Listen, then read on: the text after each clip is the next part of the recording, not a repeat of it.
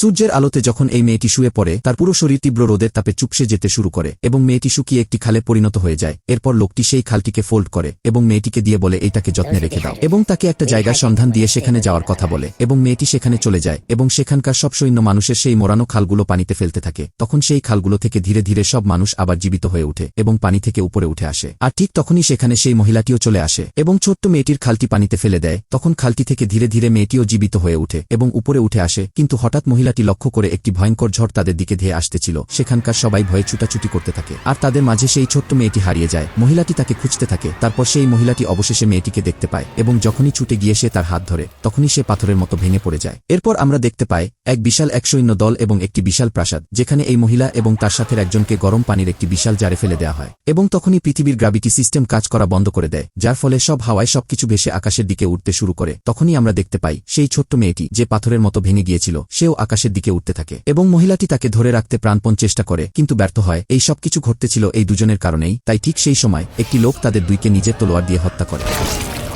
পরবর্তী পার্ট দেখতে চ্যানেলটি সাবস্ক্রাইব করুন।